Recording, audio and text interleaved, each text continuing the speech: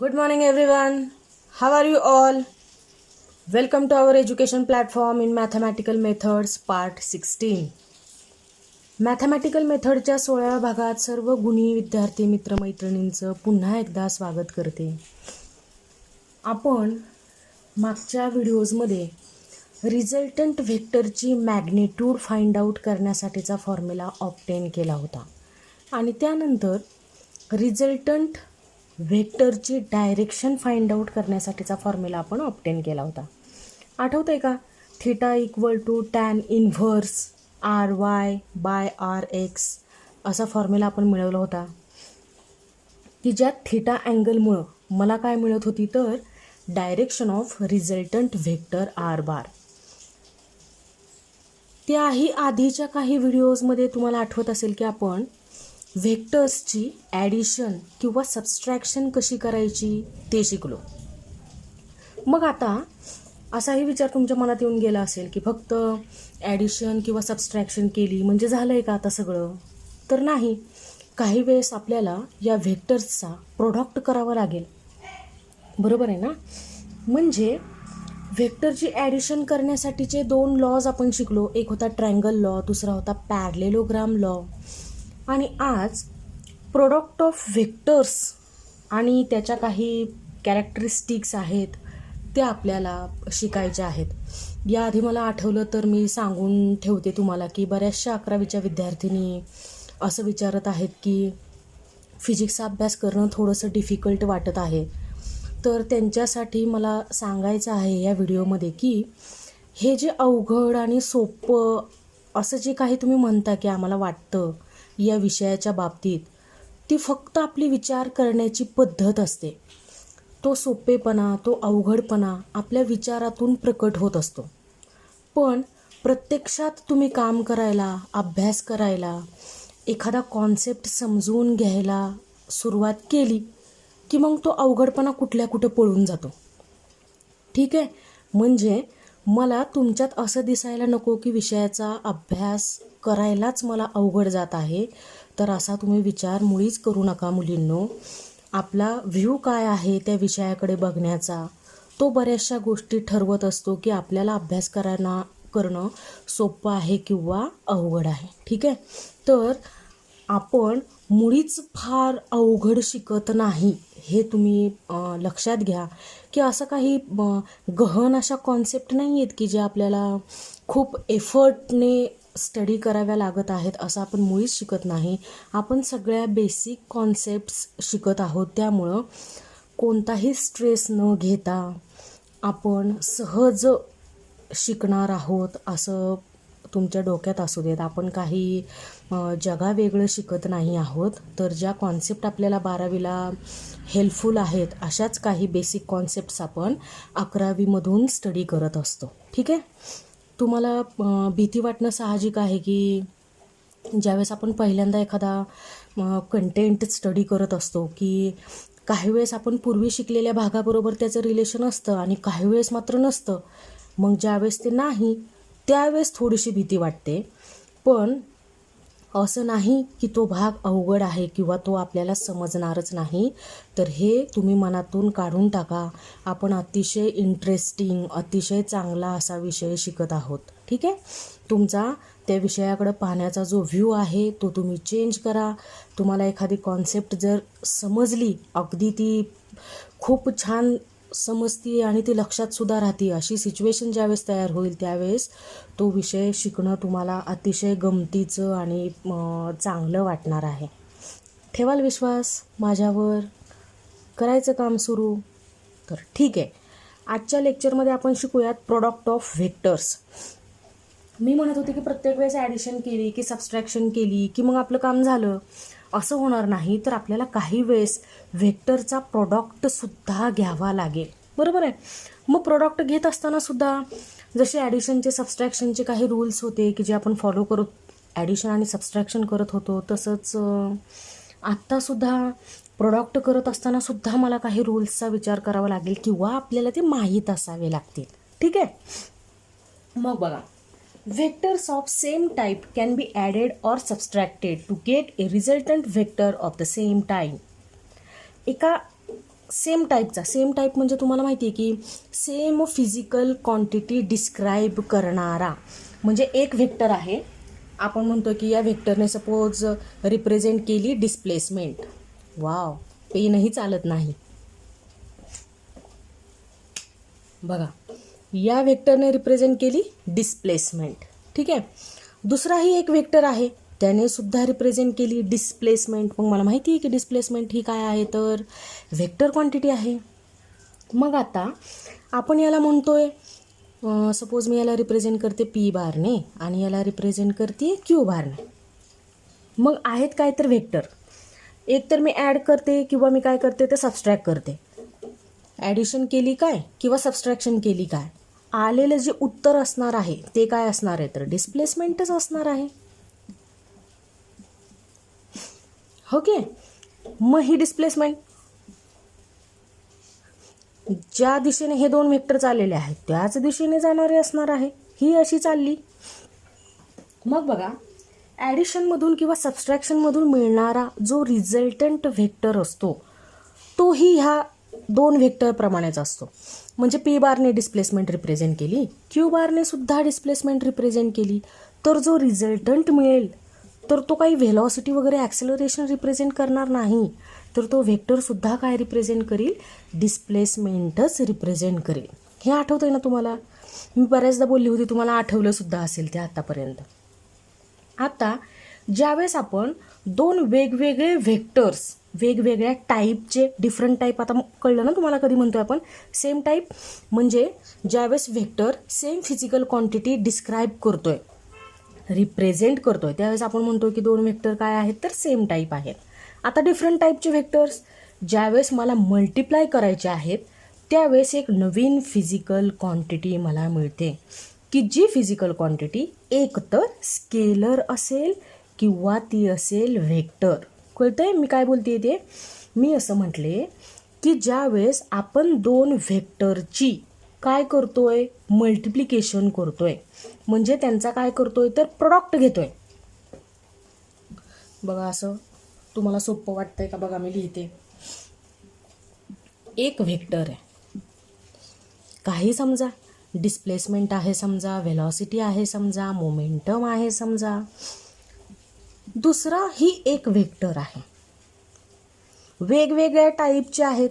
Suppose एक represent करतोय force, एक व्हेक्टर जो आहे तो आपण फोर्स रिप्रेझेंट करण्यासाठी युटिलाइज करतोय, वापरतोय.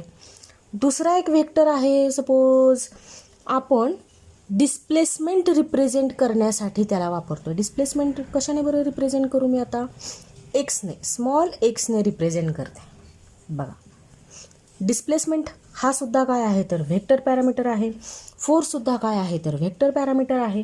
आणि या दोन्हीही व्हेक्टरची मला काय घ्यायची आहे, तर मल्टिप्लिकेशन घ्यायची आहे. मला यांचा घ्यायचा आहे प्रोडक्ट. ठीक आहे.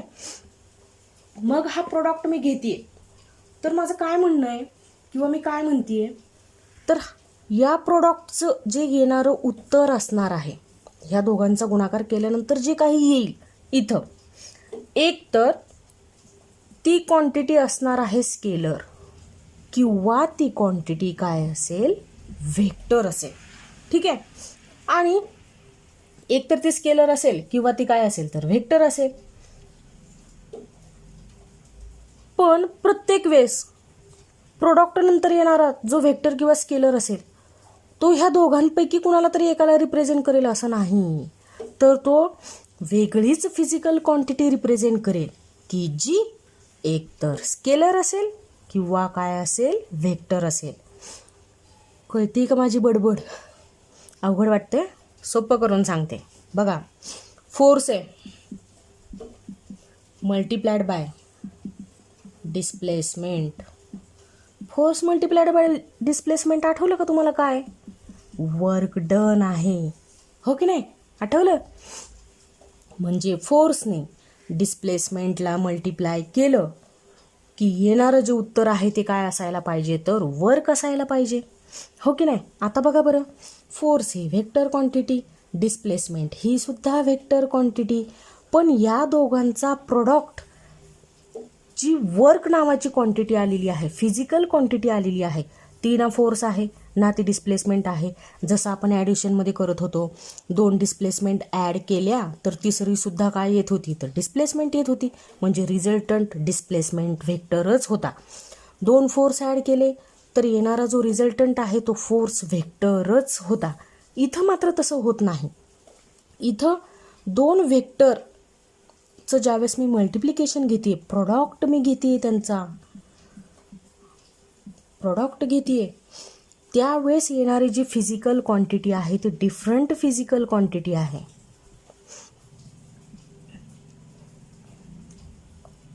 ही जी फिजिकल क्वांटिटी आहे ती काय आहे, तर वर्क आहे. ना ती फोर्स असणार ना ती डिस्प्लेसमेंट असणार.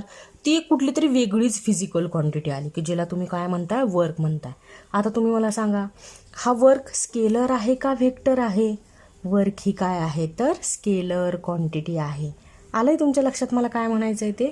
बघा, we can multiply vectors of different types to get a new physical quantity which may either be a scalar or vector. मला असं म्हणायचं आहे, 2 व्हेक्टरचा ज्यावेळेस मी प्रॉडक्ट घेते, 2 व्हेक्टर क्वांटिटीचा ज्यावेळेस मी प्रॉडक्ट घेते, त्यावेळेस हा जो प्रॉडक्ट असणार आहे, त्यावेळेस हा जो प्रॉडक्ट असेल तो एकतर स्केलर क्वांटिटी असेल किंवा व्हेक्टर क्वांटिटी असेल. आपण सुद्धा 2 व्हेक्टरचा प्रोडक्ट घेतला, फोर्स आणि डिस्प्लेसमेंट, उत्तर आलं वर्क नावाची फिजिकल क्वांटिटी, की जी स्केलर आणि व्हेक्टर पैकी कोणती क्वांटिटी होती, तर ती होती स्केलर क्वांटिटी. आलं लक्षात मला काय म्हणायचं आहे ते? एक तर ती स्केलर असते किंवा ती क्वांटिटी काय असते, तर व्हेक्टर असते. पण ती ह्या दोघांपैकीच कुठली तरी असेल असं मात्र नाही. अशी कंडिशन मात्र तुम्ही ठेवू नका. ठीक आहे. बघा, the product of a scalar with A vector is always a vector quantity. काय म्हणते मी? स्केलरचा प्रोडक्ट घ्यायचा किंवा स्केलर क्वांटिटीचा प्रोडक्ट घ्यायचा, मल्टिप्लिकेशन करायचं. कुणाबरोबर? एका व्हेक्टर क्वांटिटी बरोबर. स्केलरचा प्रोडक्ट घ्यायचा एका व्हेक्टर क्वांटिटी बरोबर.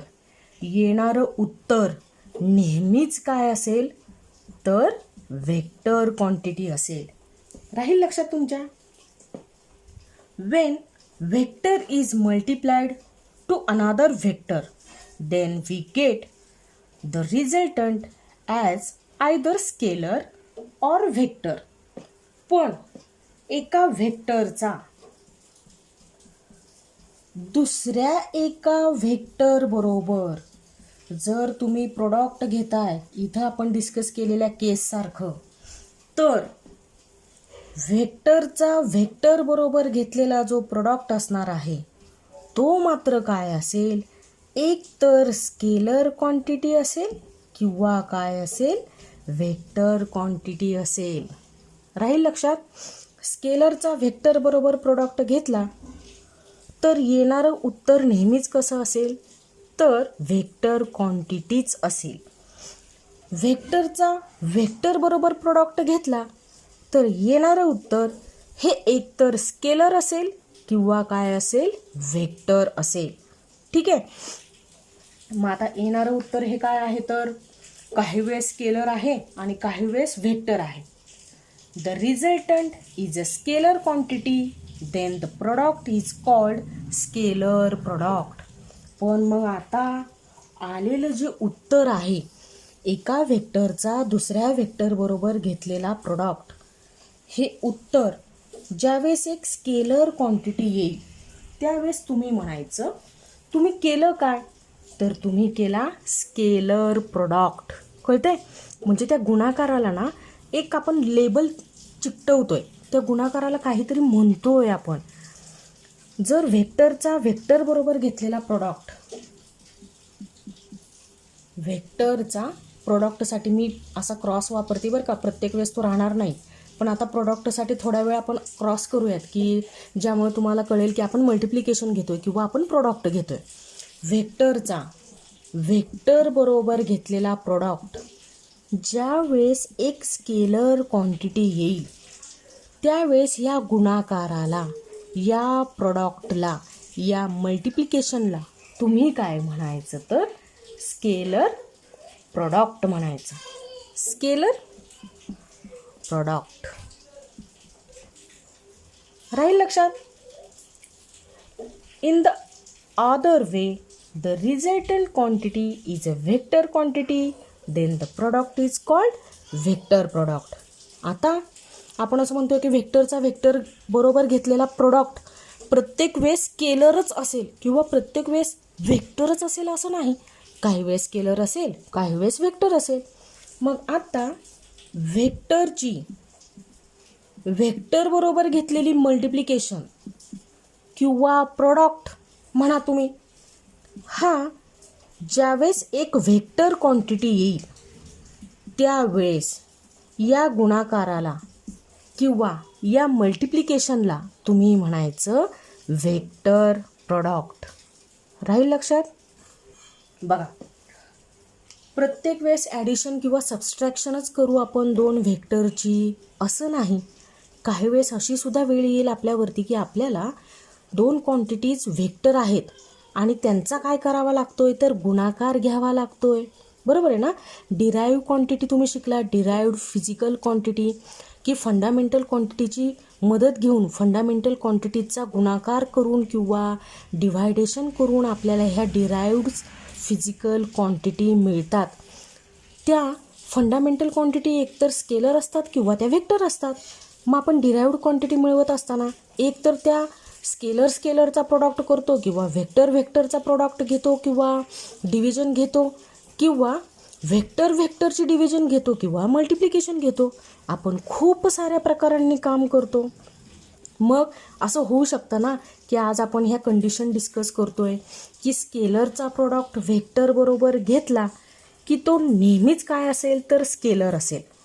पण व्हेक्टरचा व्हेक्टर बरोबर घेतलेला प्रोडक्ट मात्र काही वेळेस काय असेल स्केलर असेल आणि काही वेळेस असेल व्हेक्टर.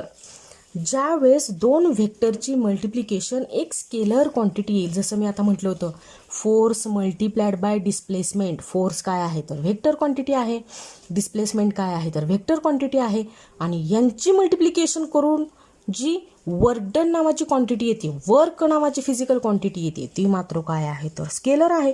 मग त्यावेळेस तुम्ही म्हणायचं की तुम्ही फोर्स आणि डिस्प्लेसमेंटचा काय घेतला तर स्केलर प्रॉडक्ट घेतला. बरोबर ना. तुम्ही काय केलं, फोर्स आणि डिस्प्लेसमेंटची स्केलर प्रॉडक्ट मिळवण्यासाठीची मदत घेतली, म्हणजे तुम्ही स्केलर प्रॉडक्ट केला फोर्सचा आणि डिस्प्लेसमेंटचा.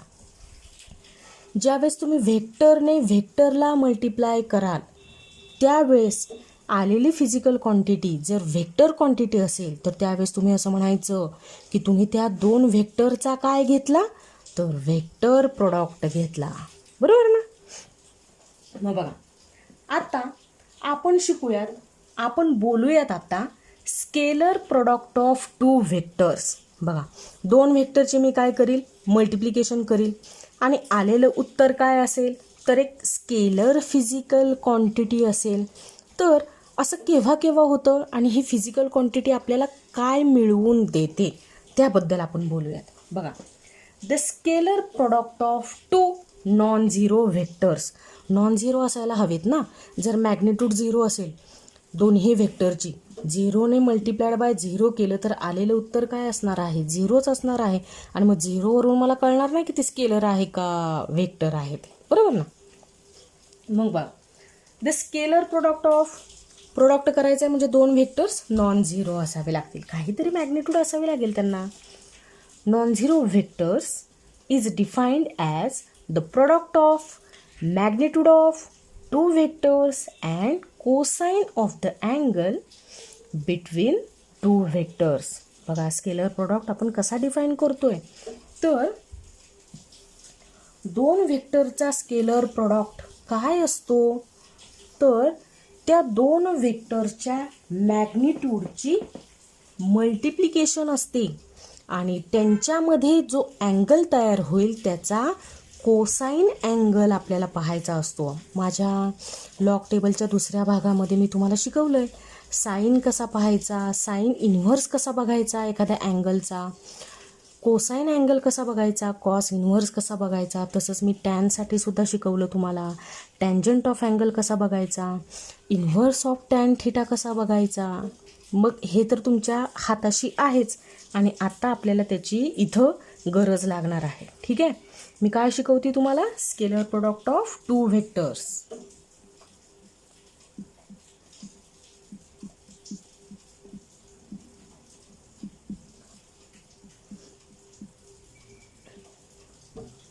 Scalar product of two vectors.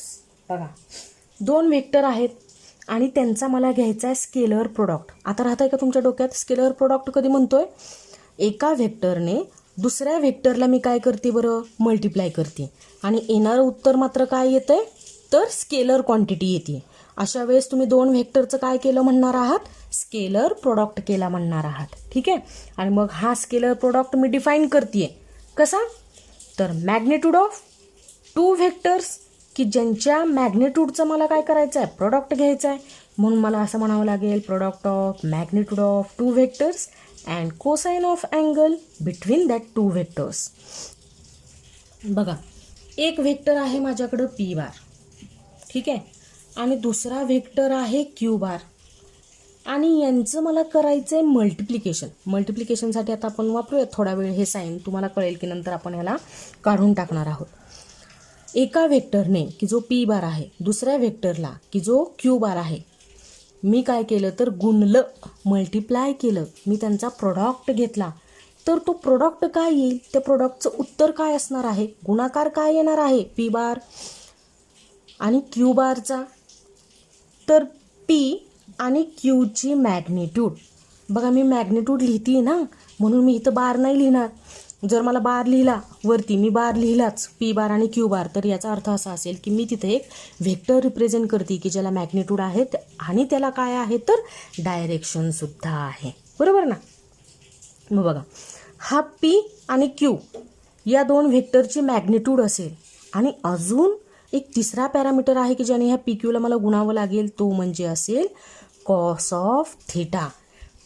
Theta हा अँगल आहे कुणामधला, तर ह्या पी मधला, पी बार मधला आणि ह्या क्यू बार मधला. बघा, हे दोन व्हेक्टर्स आहेत, सपोज हे असे आहेत. आपण इथं रिप्रेझेंट केला पी बार आणि इथं मी रिप्रेझेंट करते क्यू बार. तर ह्या दोन व्हेक्टरमध्ये जो अँगल तयार झाला थिटा, सपोज हा तयार झाला 45 डिग्री, तर हा 45 डिग्री इथं कॅल्क्युलेशनमध्ये नसेल. त्या 45 डिग्रीचा मी काय बघील तर कॉस ऑफ थिटा बघील. म्हणजे इथं काय असेल बरं, पी क्यू कॉस 45 डिग्री. ठीक आहे, म्हणजे या पी बार आणि क्यू बारमध्ये तयार झालेल्या अँगलचा तुम्ही पाहायचा cos theta multiplied by Q multiplied by P, आणि हा गुणाकार म्हणजे काय असणार आहे तर पी बारचा आणि ह्या क्यू बारचा स्केलर प्रोडक्ट. राहील का लक्षात. The scalar product of P bar and Q bar is written as scalar product. जसं मी इथे लिहिलं ना सुरुवातीला, प्रोडक्टसाठी आपण गुणाकार वापरतो ना, अगदी ज्यावेळेस मी शाळेमध्ये गुणाकार भागाकार शिकले तेव्हापासून. पण आता ज्यावेळेस मला स्केलर प्रोडक्ट रिप्रेझेंट करायचा आहे त्यावेळेस मी असं डॉट साईन वापरणार आहे. ह्याला डॉट म्हणतोय ना आपण, एक असं भरीव सर्कल आपण काढतोय, ड्रॉ करतोय, त्याला मी डॉट म्हणते. तर या प्रोडक्टच्या ऐवजी, या गुणाकार सिम्बॉलच्या ऐवजी मी इथं स्केलर प्रोडक्टसाठी एक साईन वापरणार आहे, तुम्हाला सुद्धा वापरावं लागणार आहे, आणि डॉटने आपण रिप्रेझेंट करणार आहोत कुणाला तर स्केलर प्रोडक्टला. ठीक आहे.